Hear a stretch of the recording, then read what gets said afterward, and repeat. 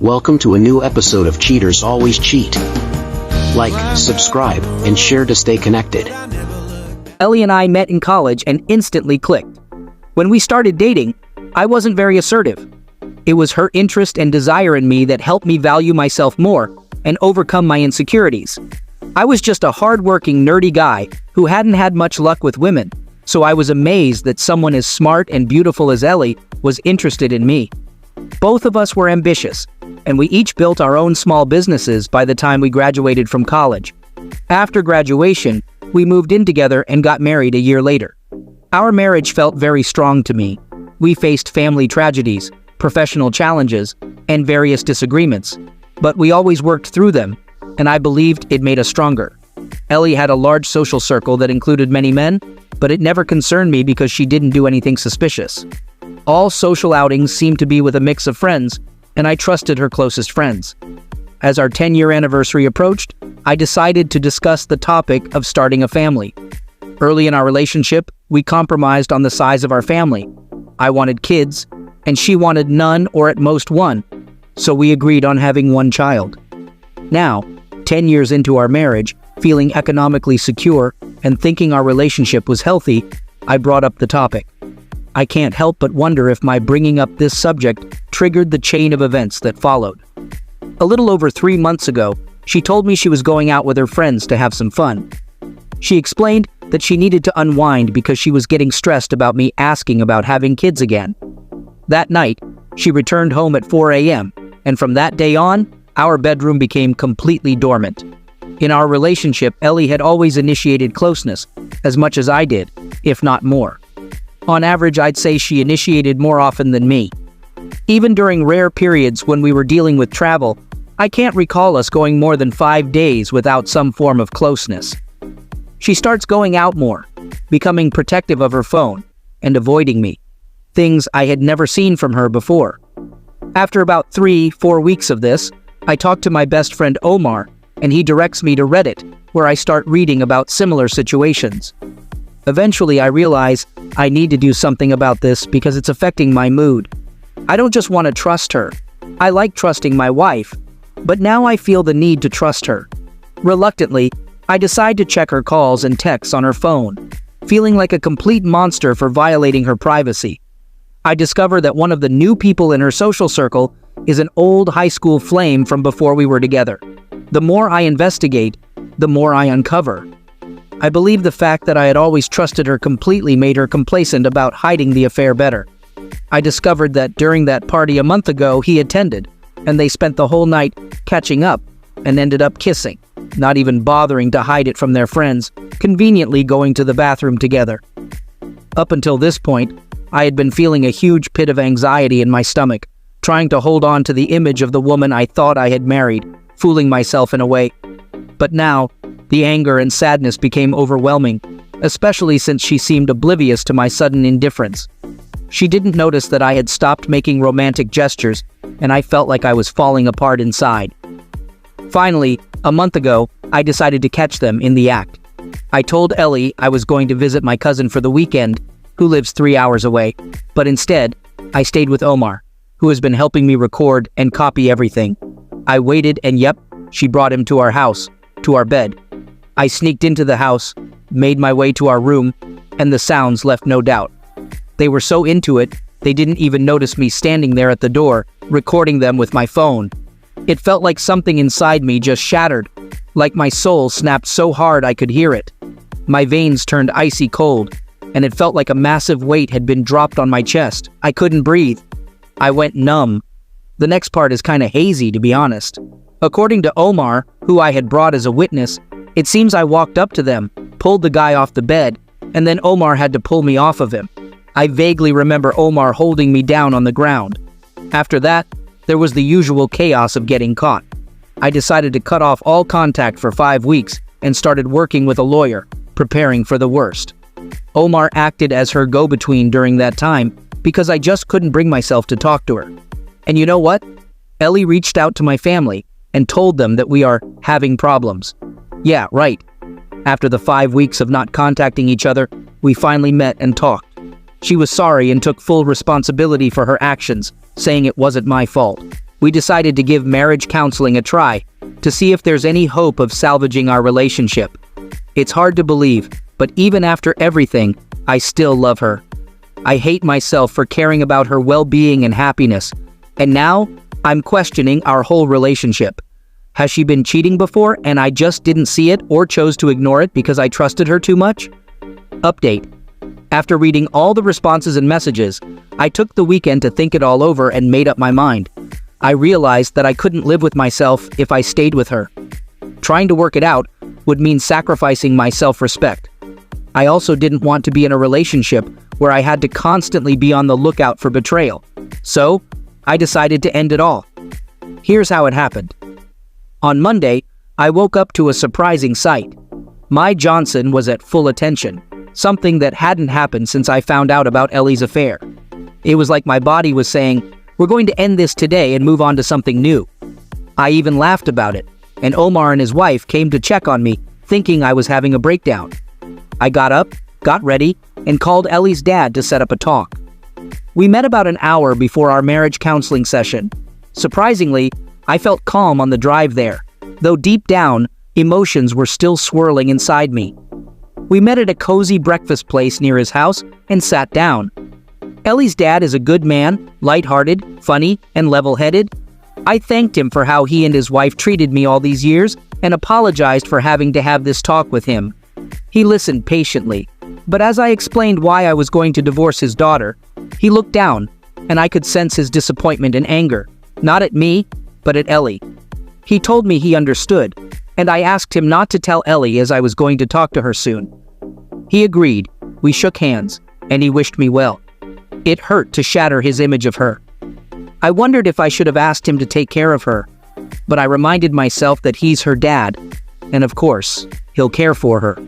It's no longer my responsibility to look after her. She's a grown woman now. After that, I headed to our scheduled marriage counseling session. I spent all day on Sunday practicing what I would say to Ellie and how to say it.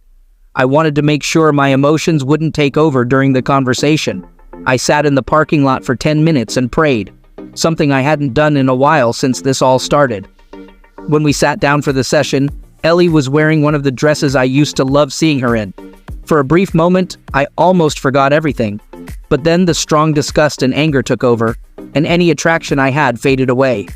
I let the counselor begin like in our previous sessions, but after about 10 minutes of them talking, I interrupted. Excuse me, I have a few things I need to say to Ellie, and I wanted to say them here with a neutral third party. If I'm interrupted at any point, I will simply leave, and that's it. Ellie, I've had some realizations and I want to express them. I don't feel the need to know if this was the only time you cheated, because it doesn't change things for me. Knowing how long it went on or how many times it happened won't make a difference either.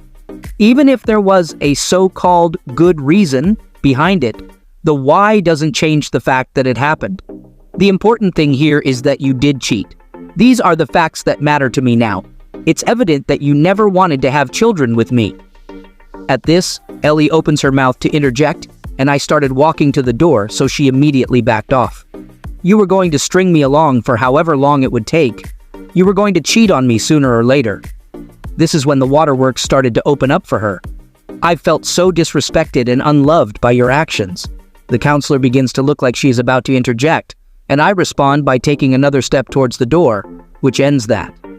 I want you to understand that my lawyer is already filing for divorce, and your father now knows the entire truth of what has been happening.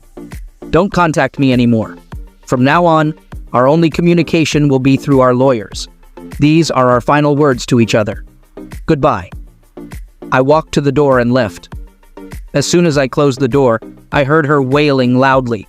She rushed out of the office, trying to stop me, apologizing and begging for a second chance, saying we can start a family. She was crying hysterically the whole time. I managed to push past her and get in my car. The emotions I had been suppressing started to overwhelm me, and I was barely holding it together. I drove to my parents' house and sent the planned text message to Ellie's best friend's husbands. When I got home, my dad was at the store, but my mom could tell something was wrong with me. She's always been able to read me like a book. I told her and Dad that I needed to share something important, so we sat down and waited. About 30 minutes later, Dad arrived.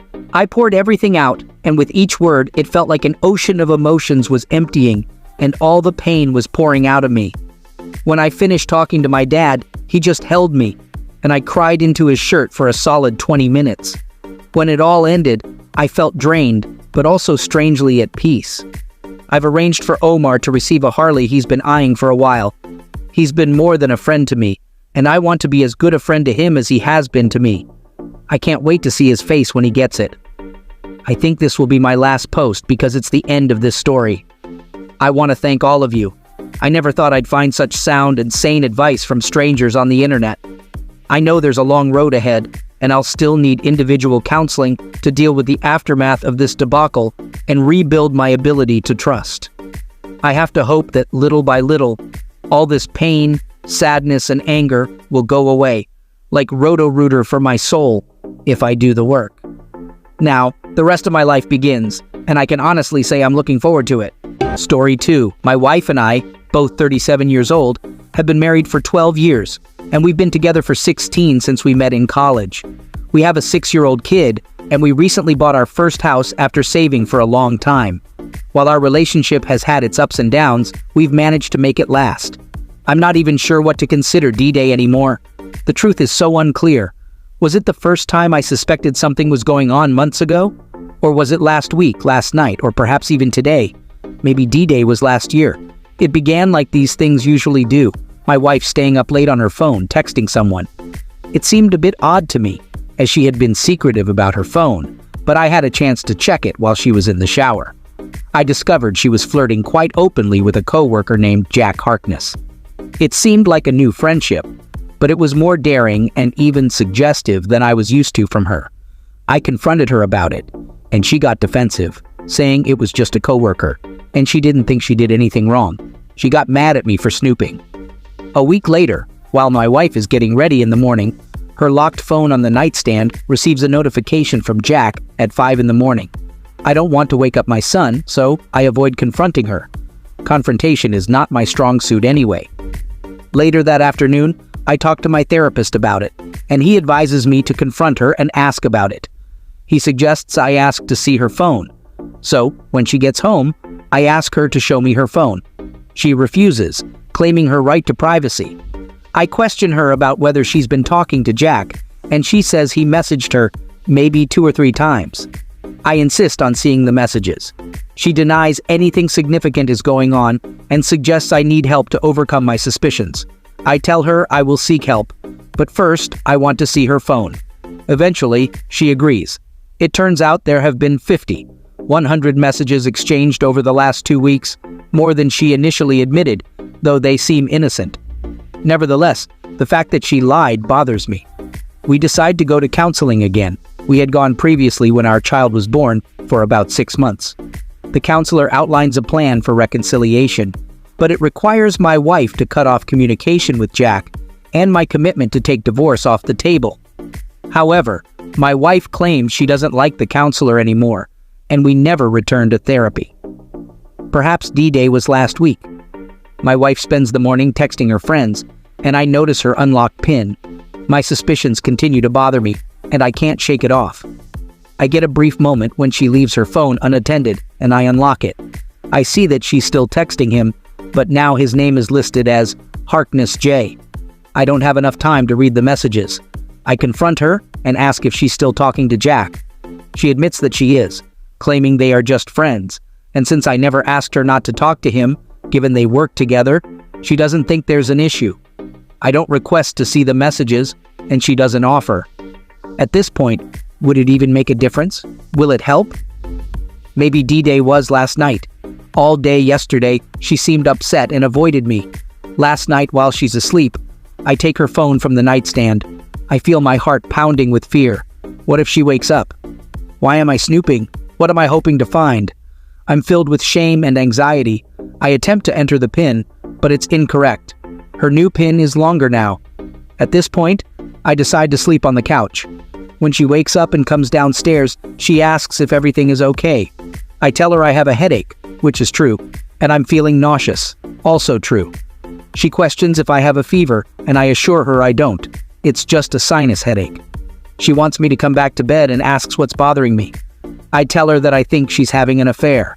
She denies it, saying she would never do that. Then she asks if it's about that other guy, and I question why she flirts with him. Her response is that it's just fun, and that's where the conversation ends. My headache overwhelms me, and I tell her I want to sleep. I guess today is D-Day. I'm so tired, both emotionally and physically. I'm exhausted from the slow trickle of half-truths. I'm tired of dealing with the drama surrounding her cell phone. I'm worn out from the constant paranoia, always feeling like I'm only half right, and ending up feeling like a jerk. I don't know what to say when she gets home. Confrontation is not my strong suit. I just want to put an end to this nightmare. Update. I talked to my wife and let her know that I'm ready to move on and want a divorce. She tried to downplay her relationship with her coworker, saying it's ridiculous to want a divorce over that. She offered to show me the text messages between them, but I was doubtful about their authenticity. It's easy to delete messages these days, especially if they're not regular SMS texts from the carrier, and these weren't. The messages I saw were not too scandalous, but still not appropriate. She messaged him multiple times and he was persistently flirtatious, even over innocent things. On Thanksgiving Day, she texted him, "The turkey is in the oven," and he replied, "That's so hot." Another time, about a week ago, she texted him close to bedtime, saying she was going to have another drink because it had been a long day, and he responded, "I am so turned on right now. I'm feeling frustrated because I'm stuck in a strange place right now. There's evidence of inappropriate behavior, and she's been hiding this relationship and gaslighting me. However, what I've seen isn't necessarily concrete proof. The texts are inappropriate, but not explicitly, and they don't entirely make sense in context. While there's nothing explicit from her end, she also wasn't shutting down his advances. She pleaded with me to change my mind, but I refused. She begged me once more, and again, I declined. I remained resolute. She begged me repeatedly, at least a dozen times. Finally, she asked for just 2 counseling sessions. At that moment, I gave in. I said, "All right, we'll do a couple of sessions, but if I'm not convinced that we can make it work, I'm ending things." Update. As I mentioned before, my wife asked me to reconsider and attend marriage counseling. I agreed, but mainly because I needed some time to think about my next steps. Meanwhile, I've been active on this subreddit, trying to support others while also sorting out my own thoughts. My wife has been acting like everything is normal. She's been very affectionate, constantly wanting to kiss and cuddle, but I feel frustrated and declined her advances. During our arguments about the issue, when I told her that I think she's cheating on me and she asked why, I mentioned the lies, the deleted messages, and how she's treating the privacy of her friendship with this person as sacred.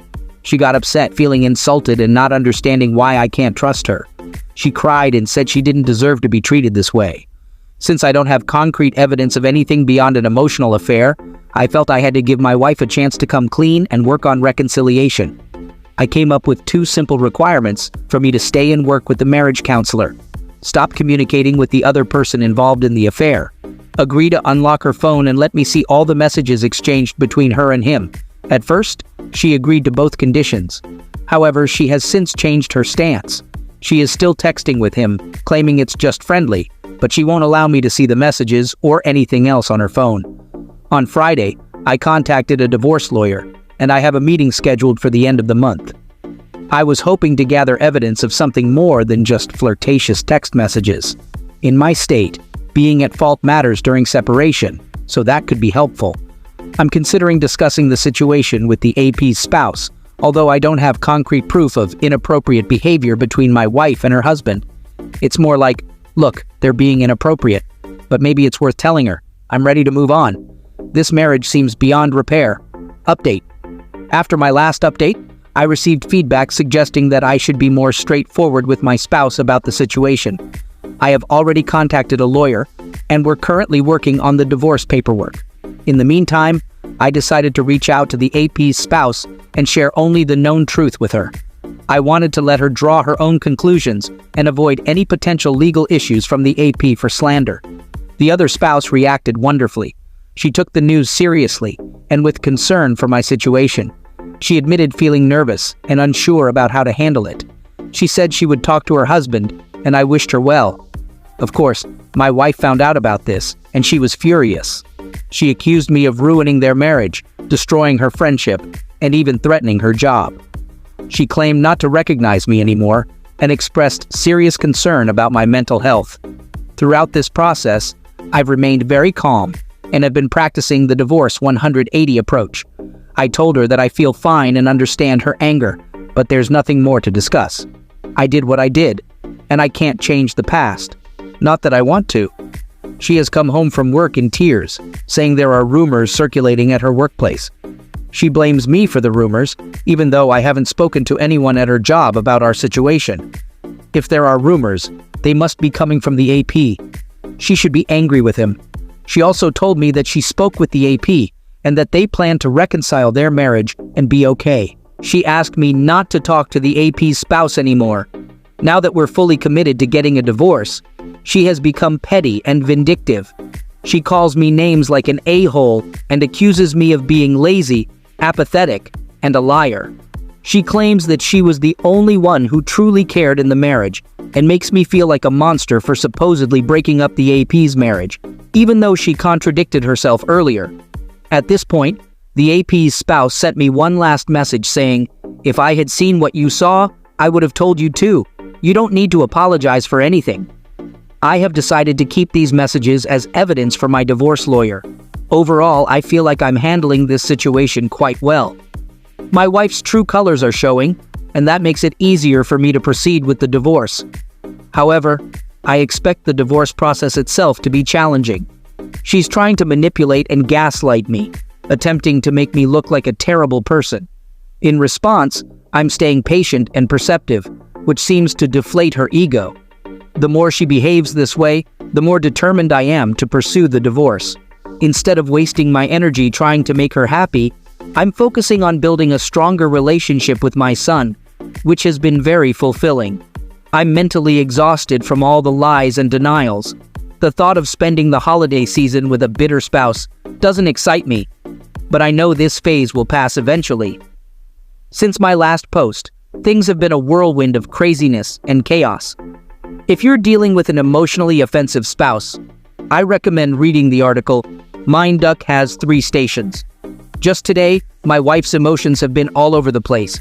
She went from being fine with the divorce, but blaming me for telling the AP's spouse, to suggesting cohabitation after the divorce for the sake of our child, to asking if I would reconsider the divorce, and then back to claiming she was the only one trying to work on the marriage. She's also concerned about how we'll handle the financial aspect. It's been a lot to handle in just one day. Update. A couple of weeks ago, I informed my wife that I want a divorce, and my decision remains firm. We have a 6-year-old son, and I'm now researching co-parenting to ensure I'm there for him and his needs. My wife has repeatedly asked me to reconsider, suggesting there might be something worth saving in our marriage, and accusing me of selfishly tearing the family apart. However, recently, she proposed a different approach. She asked me to reconsider the divorce, not for the purpose of reconciling our relationship, but to raise our son together while living in the same house, even though we wouldn't be a couple anymore. She referred to it as a parenting marriage. I have reservations and concerns about this idea. I worry it could lead to financial complications once we eventually decide to get divorced. Also, if I were to start a new relationship, it might be uncomfortable for someone new to have me living with my ex-spouse, even if it's just in a co-parenting setup.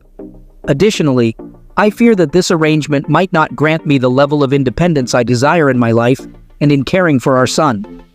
Our past issues regarding parenting and communication won't magically disappear just because we label ourselves as divorced. I'd appreciate any thoughts on this matter. I've only found articles from marriage counselors praising the parenting marriage technique, and I haven't come across any downsides mentioned. Every day, she keeps begging me to reconsider. I've been distant and unresponsive because some of her behavior has been terrible. She even came up to me holding our family photo from last Christmas, asking, "Isn't this worth it?" But it's important to note that she hasn't apologized for her actions. According to her, she did nothing wrong. Still, I'm trying to remain emotionally detached. She's been ignoring my request to go to mediation for the separation agreement, or let my lawyer handle it. In our state, there are 2 paths to divorce, either through a separation agreement or living apart for 1 year. We're still living together because I'm the one paying the mortgage. Today, she told me she'll sign the separation agreement, but on the condition that I allow her to tell our son that I am the one responsible for the divorce. I don't think that kind of condition can even be part of the agreement. Isn't this a manipulative move on her part? What should I do now? Our first talk about divorce was in June. I expressed my desire to end the marriage, but she asked for time to reconsider. After more evidence of her behavior came to light, I had the second talk right after Thanksgiving, making it clear that I'm done and want a divorce. I reached out to a lawyer, and so did she. However, the divorce process has now stalled. In Maryland, without a separation agreement, the only option for divorce is to live apart for 1 year. On Monday, my wife dropped a bombshell on me. She insisted on a separation agreement, but with the condition that I tell our 7-year-old son that I wanted to leave and wasn't willing to fix things. I told her it wasn't appropriate to have that conversation with him. Last night we talked again. She now says she'll agree to the separation agreement only if we go to 3 months of couples therapy because she needs to know the why of the divorce. I've been clear about what went wrong, including the lying and emotional affair. However, she doesn't think those are good enough reasons. I've also been discussing with my individual therapist the patterns of offense in our relationship, and honestly, there's no chance of me returning to this marriage. I suggested a compromise, agreeing to couples counseling after the agreement is in place. I thought it would give her closure. I need the security of the document first, so I can freely express myself in therapy without her manipulating the process. She called this unfair, believing that the money spent on drafting the agreement could be used for therapy to save the marriage. Do I need to leave now? The original plan was for me to keep the house since I can afford the mortgage. I'm considering moving to an apartment in my son's school district and offering to pay half of the bills on the current house until we can sell it if it comes to that. My soon-to-be ex-wife, STBXW, and I are separating. She's been hesitant to work on a separation agreement, saying she needs more time to think. It's been over 6 months now, and she's been focused on reconciling, while I've been hoping she would change her mind. Recently, my lawyer pushed me to take action. We have a school-aged child, which makes things more complex. We currently own a home we bought 2 years ago. We're both on the title, but I'm the only one on the mortgage loan. I cover the mortgage and all household bills. She earns 6 figures but only pays for groceries and health care. But with estimated child support, I won't be able to afford the mortgage and save enough. So I've started looking at apartments and reached out to a realtor. However, I can't move out until we have a signed separation agreement with a custody plan. I want to start selling the home, but she refuses to sell it right now because she's not ready to leave. Yesterday, she requested a discussion about the finances of me keeping the house after separation. She wanted to review my income and the mortgage to explore options. I declined, stating that she has no right to dictate my living arrangements post-separation. This made her cry, claiming she's doing what's best for our child. I feel stuck. I can't leave, I can't stay, and I can't sell the house. I spoke to my lawyer, and she'll prepare a separation agreement, but if my wife refuses to sign, I'm uncertain about my next steps. I'm still going through a separation with my soon-to-be ex-wife, STBXW, which I initiated months ago. I can't move out of the house until I have a signed custody agreement. My plan is to leave in March. Sunday night, my wife installed security cameras inside the house, which record 24/7 to an external device. I noticed them on Monday and put them away. She reinstalled them overnight. Today, I removed them again and informed her in writing that I object to being recorded, as our state, Maryland, requires consent from both parties for audio recording. She claimed they were set to only record video, not audio. The cameras don't belong to my wife, they belong to a friend of hers. The friend asked me to return them to my spouse, so I did. I'm worried about this situation. I don't want to be recorded, and I fear it might be used against me in some way. Currently, I work from home while my first grader son does distance learning. In my state, dealing with divorce and custody is challenging. They prefer parents not to divorce, so they make it complicated. There are 2 paths for divorce: a contested one requiring a year of separation, and an uncontested one needing a signed separation agreement, which is faster if both parties agree. I can't move out of the house without having some custody arrangement in place. Now, it's almost a year into the divorce, and my ex is prolonging the separation agreement process, adding unreasonable custody demands and not making decisions about the house. I'm unsure if she wants to sell it or buy me out of it. Because she's delaying the separation agreement, I've considered filing for a contested divorce, but even then, due to COVID, the next custody hearing date wouldn't be for 4-5 months. So I'm stuck here, as long as she wants, and I hate it. I feel stuck. I want to leave, but I'm afraid it might affect my custody situation. I'm exhausted from being the one paying all the bills, especially when she earns as much as I do. I'm tired of constantly being criticized by her for everything I do. She tells me that all my efforts are wrong, and she even calls me unattractive, lazy, and uncaring. I'm just really worn out. Don't forget to subscribe, like, and click on the little bell icon for notifications of new stories.